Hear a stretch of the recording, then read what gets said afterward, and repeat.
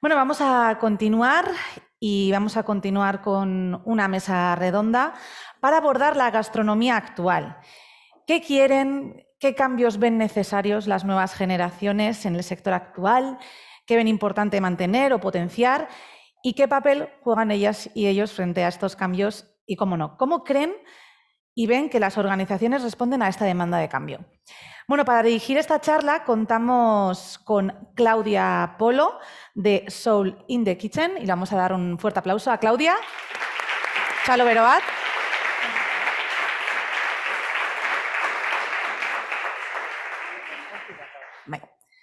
Bueno, pues mientras la presento un poquito. No corras, Claudia, no pasa nada. Siéntate, toma asiento. Bueno, pues Claudia comienza el proyecto de Soul in the Kitchen, un proyecto que nace en Instagram, donde bueno, une dos de mis grandes pasiones, que seguramente la de muchos de aquí, que son la gastronomía y la música.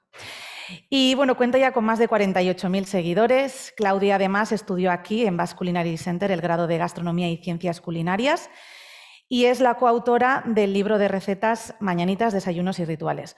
Hoy va a ser la encargada de moderar esta mesa redonda, donde le acompañan además Carlos Castilla, propietario de Mood Wine Bar, un fuerte aplauso, Miriam Delgado, agricultora y ganadera, Miriam, Inés Castañeda, investigadora en el Bulli 1846, y online nos va a acompañar también Javier Sanz, jefe de cocina y copropietario de Cañitas Maite.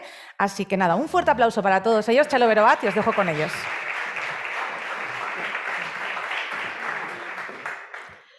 Bueno, como ya nos han presentado a todos, Carlos, Inés, Miriam y Claudia y Javi, que está en un principio conectado online y a ver si le vemos dentro de poco. Así de buena mañana nos han puesto... aquí está. Hola Javi, bienvenido. O Javier. Muy buenas. Bueno, a resolver y hablar de una pregunta muy facilita, muy sencilla, ¿no? Así, bueno, para empezar. Entonces, bueno, ¿qué queremos cambiar o qué debe mejorar o como personas jóvenes qué tenemos que hacer dentro de la gastronomía? A mí hay una pregunta que siempre me ronda mucho en la cabeza y que creo que puede ser una manera de empezar a tratar esto, y es ¿qué tiene que pasar en el sector para que gente joven que empieza, pues como empezamos nosotros igual hace, pues cuando sea, ¿no? 18, 19, y que empieza a plantearse qué trabajar, en qué dedicar su vida, qué podemos hacer para que vean en este sector algo viable, sostenible y sobre todo saludable, ¿no? Porque, bueno, todos sabemos un poco, cada uno además desde nuestro subsector, que estamos aquí además de disciplinas súper distintas, que no es lo más sostenible del mundo, ¿no? A nivel personal. Entonces, pues desde la hostelería igual, Javier y Carlos podéis hablar desde, bueno, ¿qué pensáis? ¿Cómo hacemos para que esto sea algo atractivo y factible? Bueno, yo creo que en los últimos años había una tendencia también de cambio bastante importante. Yo hablo desde nuestro punto de vista, estamos en una ciudad pequeñita como Ávila, supongo que en el caso de Javier también es algo parecido desde el pueblo. Sí. A nosotros cuando tú creces en una ciudad pequeñita siempre te enseñan que tienes que salir fuera para aprender, para triunfar, que no vuelvas a casa porque es el camino que tus padres habrían querido recorrer y muchas veces no pudieron y se tuvieron que quedar allí. Y yo creo que con la perspectiva que hemos tenido estos últimos años, en mi caso venir aquí a San Sebastián a estudiar, te das cuenta de todo el valor que hay en tu zona, de que realmente hay muchos proyectos por los que se puede apostar. En nuestro caso abrimos el bar de vinos porque era una lástima que no podías salir en Ávila a tomarte un vino y beber vino de Ávila. Nos quedábamos en las 3R, Ribera, Rioja, Rueda.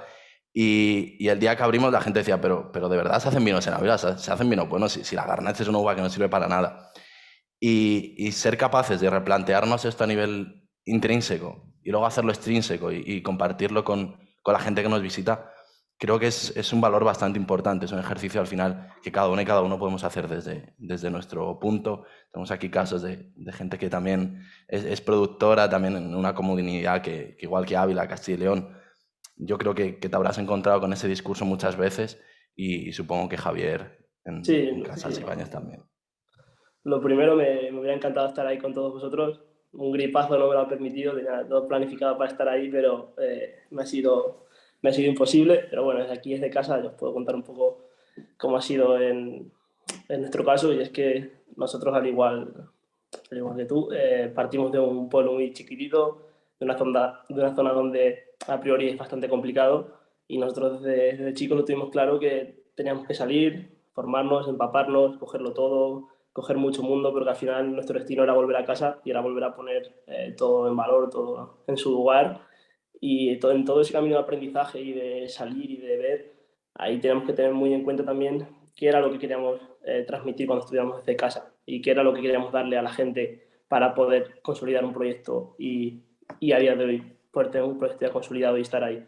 Y tuvimos muy claro eso, y al final ahí los datos se ven que hace apenas 2 años y medio empezamos Juan y yo solo, éramos 2 personas, y además nos vino toda la situación de la pandemia y del COVID y nos fue bastante complicado al principio, pero 2 años y medio más tarde somos 40 personas en el equipo, entre distintos negocios que hemos ido abriendo y que hemos ido, con el apoyo de la familia y demás, haciendo diferentes amplificaciones, y un equipo muy joven, un equipo muy motivado, y que hemos conseguido tenerlo gracias a haber pensado mucho en cómo hacerlo, en qué darle, en cómo dignificar mucho más todo, en cómo planificar esa vida de todo el mundo, en ser un poco a veces hasta psicólogo y saber estar encima de tu gente para ver las necesidades de uno, de otro, y ver que un equipo, más allá de trabajar, tiene que haber una gestión interna y tiene que haber una gestión de todo, de comunicación, que es, creo que, la clave de hoy en día para poder tener algo sólido, porque nosotros decimos, nosotros éramos 2 y hoy sin los 2,38 no seríamos nadie. Entonces, creo que hay mucho trabajo ahí que yo creo que hay hasta que estudiar para ver cómo se gestiona bien un equipo. Total, total. Yo creo que ahí es donde pensaba que íbamos a pinchar un poco más, y al final creo que somos nosotros y personas un poco jóvenes emprendiendo y haciendo proyectos los que, bueno, tenemos que señalar esa precariedad, esos problemas de conciliación laboral que todos conocemos, también situaciones terroríficas que hemos encontrado en cocinas y de muchas segregaciones, ¿no? Una de las cosas a mí que me interesa, por ejemplo, también del sector rural, y yo creo que ahí, Miriam, me puedes dar un poco tu opinión, es que sí, está muy bien eso de invitar a la gente rural o personas jóvenes que hemos vivido toda la vida igual en una ciudad a irse al campo, pero bueno, yo tengo unas necesidades como persona joven que puedo ser una loca y irme, que puede que lo haga, pero necesito que estén cubiertas. Entonces, ¿cómo hacemos o qué tiene que ocurrir para que personas jóvenes como nosotros queramos invertir y queramos irnos al campo? Porque no es tan yupi facilón como parece, ¿no? Nos tienen que dar poner las cosas un poco más fáciles, según... Bueno, yo creo que tenemos muchas necesidades en el mundo rural, sobre todo en los pueblos pequeños. Y bueno, yo creo que nos tenían que incentivar un poco más a esa gente joven y ayudarla, ¿no?, a poder crear un negocio o poder quedarse a vivir en el pueblo. Y bueno... Sí, ¿no? Que sea una facilidad y una posibilidad el desarrollar tu vida como persona joven y no como una anciana que hace crochet, que bueno, también puedes hacer crochet, en el campo, sino que tenemos, pues eso, otras necesidades, ¿no? Totalmente. Y bueno, Inés, desde tu campo, que bueno, a mí me pilla un poco más de desconocido, pero me imagino que... Bueno, que estamos hablando un poco en mismos términos, aunque sea de temáticas distintas, ¿no? Bueno, yo soy cocinera, pero sí que, bueno, he ido cambiando un poco a lo largo del tiempo he ido haciendo diferentes cosas, y sí que creo que es importante para las nuevas generaciones plantearse el qué, ¿no? Un poco José María hablaba de esta visión interdisciplinaria o holística de la gastronomía, que ha ido evolucionando con el paso del tiempo. Hoy en día la gastronomía abarca mucho más que solamente cocinar, y habla de poner toda la cadena de valor de la gastronomía y no solamente lo que es el restaurante como tal. Entonces yo creo que es importante plantearse qué queremos hacer dentro de la gastronomía, ¿no? Que no solamente cocinar, sino que hay gente que puede tener un montón de oportunidades dentro del mundo de la agricultura o de otros campos. Y luego la segunda cosa yo creo que sería también una cuestión de actitud de la gente joven, que muchas veces yo creo que a lo mejor tenemos miedos o tenemos algunas barreras que nos colocamos a nosotros mismos, pero que en un mundo que está, yo creo que hoy en día hiperconectado, que tenemos un montón de oportunidades para viajar, para conectar con gente de otros perfiles, tenemos que tener la actitud y el valor para poder salir de nuestra zona de confort y ir a explorar otras oportunidades. Y por último, hablar yo creo que de tener el valor para demandar a la industria o a la sociedad lo que creemos que es justo por nuestro trabajo, ¿no? Yo he sido la primera que empecé pues, trabajando 16 horas al día, muchas veces en una cocina, pero creo que la pasión de ninguna forma justifica trabajar 16 horas al día y que tenemos que tener el valor para demandarle a la industria pues, una vida digna, poder compaginar, yo creo, nuestra vida personal con la vida laboral y sobre todo también seguir teniendo la oportunidad de seguir formándonos, ¿no? Al final cuando trabajas, yo me he dado cuenta, te metes dentro de este bucle de trabajar en la cocina, pierdes mucho la capacidad de seguir formándote, de seguir aprendiéndote y te metes como en este bucle, ¿no? Entonces, pues al final la gente joven yo creo que también tenemos que tener el valor, ¿no? De levantarnos y decir, bueno, yo creo que merecemos esto, ¿no? Y luchar por ello. Totalmente. Y al final es poner, o sea, hay una línea, ¿no? De todo lo que podemos dar como individuos, como emprendedores, como personas que trabajamos y que vamos a estar aportando, que igual podemos, pues eso, nombrar un poco esas cosas que como personas jóvenes trabajando podemos hacer, pero también hay una línea que se nos va de las manos y que a partir de ahí pues tenemos que demandar y hay unas determinadas cosas que, bueno, que son necesarias que hagan otro tipo de instituciones y organizaciones. Entonces, un poco dónde está esa línea, ¿no? Y hasta dónde podemos demandar, dónde no, qué es lo que podemos hacer nosotros. No sé, ¿cómo lo veis, por ejemplo? O sea, bueno, yo creo que al final estos últimos meses han sido también una buena muestra de hasta dónde pueden llegar los gobiernos, sobre todo hasta dónde están dispuestos a llegar. Creo que cuando abres un negocio, especialmente, bueno, nosotras abrimos en octubre, es decir, enfrentamos la peor parte de la pandemia contra las Navidades y después ha venido toda esta crisis derivada del conflicto en Ucrania, te das cuenta de que no vas a recibir ese apoyo. Pero creo que en esta cadena de valor que genera la gastronomía debemos apoyarnos entre nosotros y nosotras para aportarnos ese valor que las instituciones muchas veces no van a darnos. En este caso, pues si Miriam con su ganadería le han subido el precio de los piensos, le resulta mucho más complicado alimentar a su ganado y necesita subir el precio, estar como último eslabón de la cadena dispuestos a valorarlo, a pagarlo y sobre todo a transmitirlo, porque no podemos seguir funcionando únicamente como un espacio de ocio en el que la gente viene a comer o beber barato sin realmente plantearse qué hay detrás. Es un ejercicio complicado. En nuestro caso cuando empezamos en Ávila teníamos que comprar, y esto la verdad no tengo ningún reparo en decirlo, teníamos que comprar verdura en macro porque en Ávila no la podíamos encontrar. Haciendo este ejercicio de buscar en nuestro entorno, el ejercicio local, nos encontramos con una huerta ecológica que nos da prácticamente todo lo que necesitamos. Ahora mismo casi todo el producto que entra en nuestro restaurante es de esta huerta y te das cuenta de que da igual realmente que pidas más por ese plato, por el mismo producto. Bueno, por el mismo acelga roja, por ejemplo. Me parece muy interesante que abras ese melón porque yo tenía ganas también de nombrarlo, que al final es, bueno, me he saltado aquí la pregunta que yo había hecho, pero bueno, esto es muy interesante también. Y es el papel del consumidor, ¿no? Y también de reeducar a ese consumidor final, un poco tirándomelo a mi campo, que al final yo el otro día en stories de Instagram yo pregunté que si alguien había comido espinacas que no fueran de bolsa. Y más de 1.200 personas habían dicho que no. Entonces, yo me pongo las manos en la cabeza y digo, pero ¿qué está pasando, ¿no? Entonces, si tenemos este tipo, o sea, si esto está ocurriendo, ¿cómo vamos a esperar que luego vengan a nuestros restaurantes o vengan a entender cuánto vale yo qué sé, un producto de carne que ha estado tratado como tiene que tratarse? ¿Cómo vamos a conseguir que se aprecie eso, ¿no? Entonces, ¿qué creéis que es necesario, cómo tenemos que reeducar o dónde están esos puntos de actuación o cómo, bueno, al final a mí me parece algo, porque al final son los que no se van a estar bueno, haciendo que vivamos y dándonos dinero y es necesario esa reeducación aquí pues, sobre todo en este país o de que es donde nos movemos nosotros, no sé, ¿qué pensáis? Igual Inés o Miriam. Pues bueno, yo creo que desde las administraciones deberían reconocer más el sector primario, ¿no? Que es donde sale todo y va a las grandes ciudades.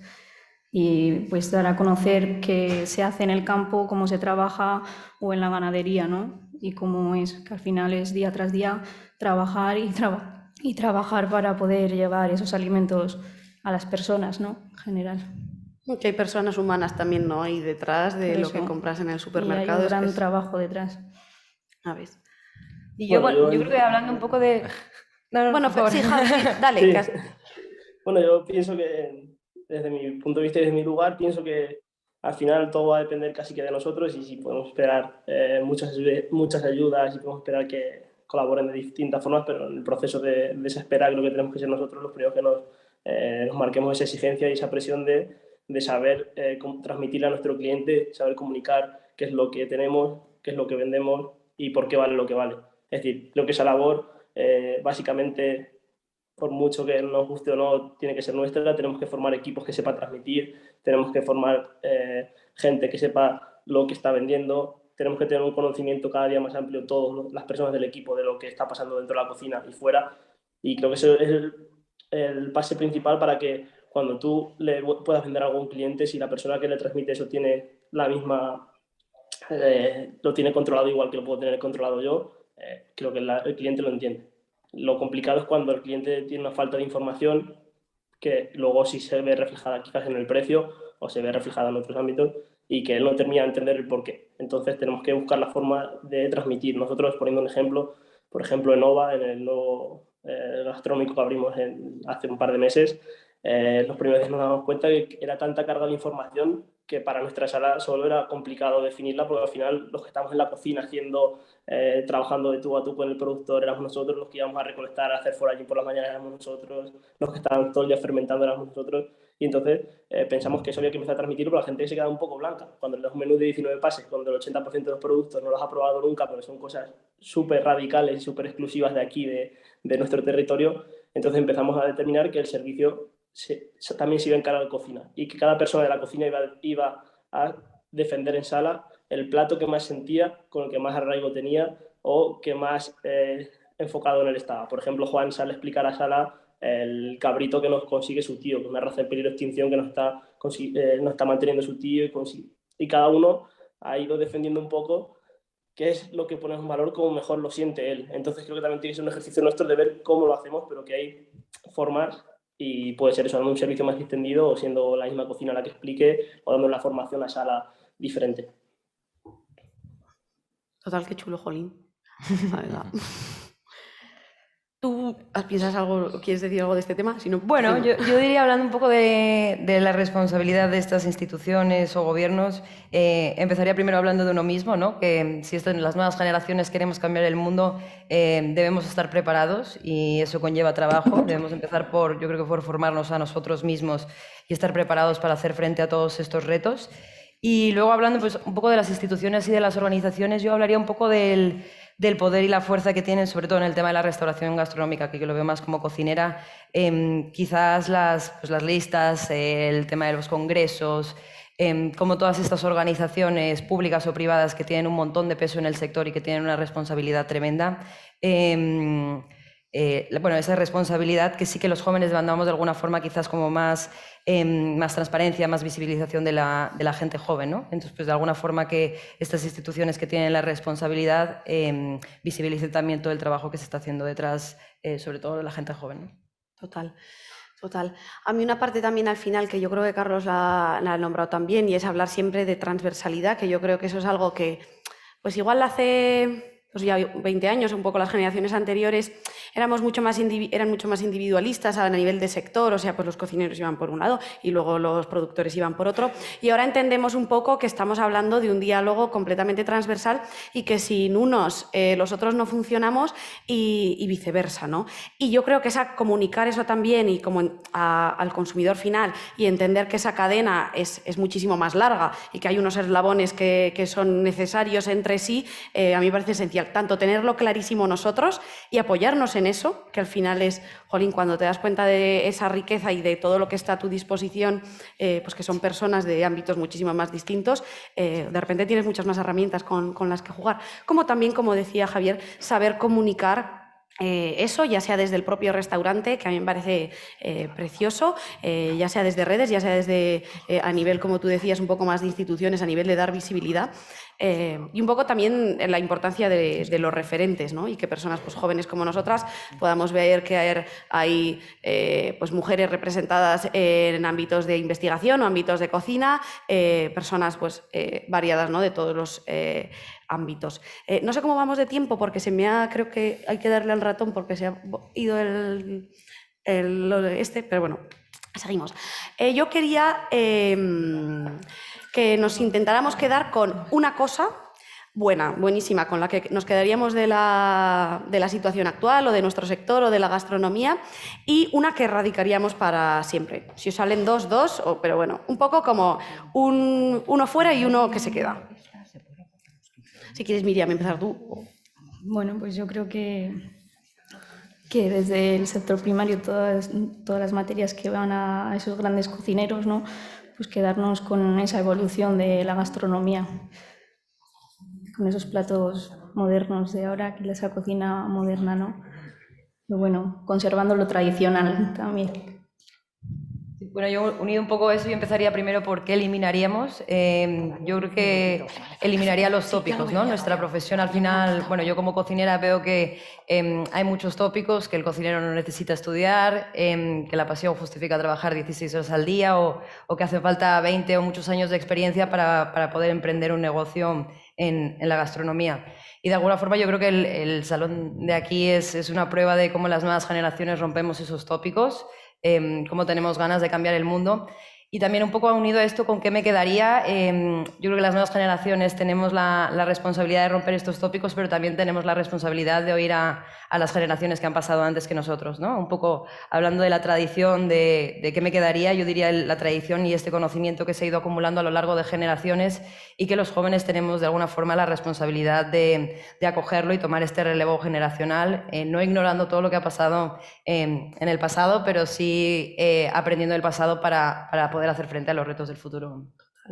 Javier, si quieres, te Sí, vas tú. pues bueno, yo ¿qué quitaría? Quitaría los miedos, porque somos, por suerte, una generación muy joven, tenemos mucho tiempo para equivocarnos, para probar, para saber qué es lo que nos gusta, lo que no nos gusta, y creo que tenemos la oportunidad, yo por ejemplo con 24 años creo que tengo toda la vida por delante para saber y probar, y si me equivoco pues levantarme y volver a seguir. Entonces rompería los miedos, le quitaría a los chicos jóvenes esos miedos de la cabeza del no puedo, sí que puedes. Lo único que hay que intentarlo, y intentarlo al principio conlleva mucho sacrificio, tanto mental, porque uno mismo tiene que hacérselo ver, como al principio de trabajo. Todo al final tiene su parte buena y llega, pero al principio hay que currárselo mucho.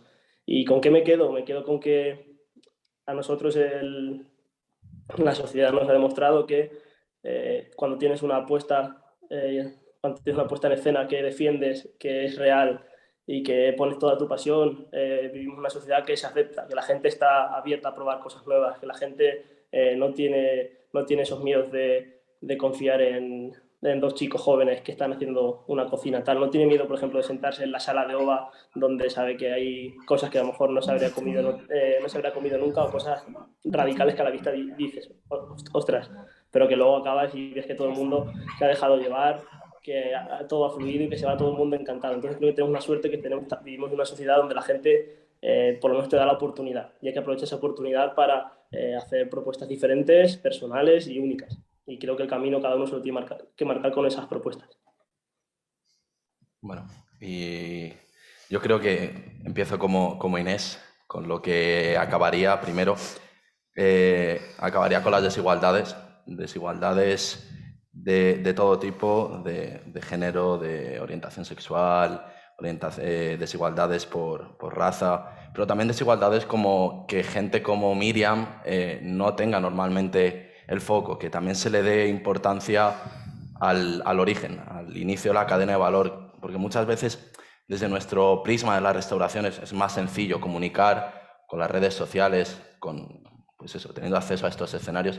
Creo que si hay algo bonito de esta lista es que se da ese foco, se utiliza la educación que hemos recibido de una manera consciente y se permite que se cree un ecosistema en el que se representa toda la cadena de valor, hasta el punto de la divulgación, como Claudia, al punto del conocimiento, como Inés. Creo que acabar con esas desigualdades ya no es una prioridad, sino una necesidad. Y si me quedo con algo bueno del sector, creo que hemos aprendido a pensar en colectivo, a pensar también hacia adentro, pero no hacia adentro de nosotros mismos, sino hacia adentro del entorno que nos rodea. Al final, para mí, la pandemia fue un momento de replantearme muchas cosas, de saber el valor que se estaba perdiendo, que no se estaba comunicando desde mi ciudad, desde mi provincia, y volver y conocer a gente como Rafa, que está aquí, que es nuestro carnicero, que tiene su propia ganadería, que mantiene una raza autóctona, que la cría en extensivo contra producciones industriales que serían mucho más rentables para él a nivel económico, pero no ideológico. Creo que esto también da esperanzas del camino que está tomando la gastronomía, del camino del que hablamos los y las jóvenes, gente como Javier desde Casas Ibáñez, y que creo que es la línea, que ya no es un discurso que se utiliza para potenciar un restaurante, sino que es un discurso que nos hemos creído y hemos hecho nuestro, y creo que es algo muy bonito. Total, qué guay. Pues bueno, yo quitaría esta lista, ¿no? Que está muy bien, pero esto de las listas, premios de mujeres emprendedoras, mujeres cocineras, no los queremos. No, nosotras queremos las listas como todos los demás, ahí, igualitos. Entonces ya que se acaben de una vez, que eso es ya muy del 2005, yo las odio. Esas que desaparezcan. Y me quedaría sin duda con esto, bueno, es que realmente habéis hecho ahí un resumen chulísimo de todo lo que me emociona. Ayer, que tuve un poco, pues de las 4 o 5 personas con las que estuvimos en la mesa, me fui como a dormir con mucha energía. Y realmente con una especie de emoción y como motivación de qué guay, cuánta gente con tanta ilusión haciendo todas las cosas que hace. Y viene como, uy, qué ganas de llegar a casa ya como para seguir aprendiendo, estudiando. O sea, con un subidón me metí a la cama y eso me dio como muchísima alegría, la verdad. Pues eso, y encontrarme con vosotros y con gente con una pasión y con unas ganas de conocer, de seguir, que a mí me ilusionan un montón para seguir haciendo las cosas que hacemos.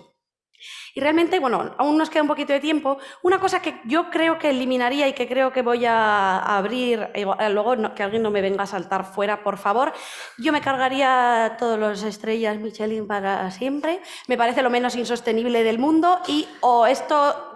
Lo siento, ¿ves? Ya sabía yo que esto iba a pasar. Pero bueno, vamos a debatir un poco porque creo realmente que esto aquí... Ya sabía yo que me la iba a cargar. Pero ¿qué sostenible o no sostenible es esto a nivel... Bueno, en el tiempo yo creo que estamos viendo ya un cambio de paradigma en donde, bienestares laborales, todo lo que estamos hablando de conexión con el productor, que un huerto en casa no te hace sostenible. Entonces, bueno, ¿qué pensáis un poco aquí? Lo dejo un poco en el aire. Aquí luego nos gritamos. Yo no sé si te estás refiriendo a los restaurantes con estrella Michelin o en sí a las estrellas Michelin como... Sí, como como restaurante de alta alcurnia, ¿no? Y que al final, bueno, pues se sostienen algunos de ellos pues gracias a plantillas de stagers de 30 personas, condiciones como muy precarias al final de muchas horas de trabajo. O sea, estamos aquí hablando, ¿no? Queremos conciliación laboral, queremos poder, tener entusiasmo, pero poder trabajar como se debe. Un poco ahí, ¿cómo conseguimos ese mix, ¿no? A todos nos gusta desarrollarnos profesionalmente, pero necesitamos un equilibrio. Y a mí me parece que esto es un poco lo que tiene que estar sobre la mesa hoy. Yo creo que el equilibrio en esto, lo hablaba esta mañana con Fran en el desayuno, el equilibrio aquí también debe estar en el discurso y en lo que se propone desde esa oferta. Al final, bueno, la guía Michelin es como otras tantas. El reconocimiento o no, creo que no está relacionado con lo que trata de transmitir cada restaurante. Sí que es verdad que durante mucho tiempo han sido negocios insostenibles, tanto a nivel económico como medioambiental, como sobre todo personal para sus plantillas. Sí que, en mi caso, estoy bastante en contra de la figura del chef como la personificación del éxito y de la cara visible de un restaurante. Creo que proyectos como el de Javier, a mí la verdad que cuando lo presentaron me encantó, tengo unas ganas increíbles de ir para allá. Son la muestra de que hay una gastronomía diferente que se puede hacer. La gastronomía es la actividad más democrática de la historia. Todas las personas hemos comido y nos hemos tenido que alimentar desde un inicio. Creo que no deberíamos privatizarla ni personificarla. Creo que si somos capaces dar visibilidad a este entorno colectivo que al final nos acoge en cada sitio donde estemos, estaremos aportando algo positivo a la sociedad. Si tratamos únicamente de ensalzar una figura, estaremos haciendo una gastronomía irresponsable en la que estoy de acuerdo, que creo que debemos terminar. Javi, tú hoy que yo creo que estás con ganas de... Sí, no, porque igual pienso que, bueno, yo desde chico me fui a formar a sitios así y lo que más me ha valido de ello es saber qué es lo que no quiero. Y creo que hoy en día nosotros tenemos un gastronómico donde aspiramos, ojalá este año, a ganar la primera y donde el año que viene presentamos un proyecto muy importante donde ojalá y sean más, pero siempre desde el punto de vista de que se puede hacer mucho. Nosotros al final abrimos 7 servicios a la semana solo. Tenemos una vida todo fuera de aquí muy buena, porque al final tenemos 3 días libres a la semana, abrimos cuando tenemos que abrir, cuando realmente es rentable el restaurante. Tenemos un modelo de restaurante donde son muy poquitos cubiertos, que es algo que podemos atender bien nosotros mismos y que no necesitamos depender de 30 practicantes, sino que nosotros mismos, la misma plantilla, es la que puede atenderlo. Y donde también hemos sido muy quizás cabezones desde el primer día y nosotros dijimos que nuestro menú tenía un valor donde incluimos todos esos sueldos, donde incluimos todo el producto, incluimos todo para realmente ser rentable y poder ser un negocio sostenible. Y ese precio para nosotros, por ejemplo, ahora mismo, sin tener estrella y sin tener nada, eran 120. Porque la experiencia, porque el equipo que hay detrás, porque la formación que tiene cada uno, porque todo valía eso.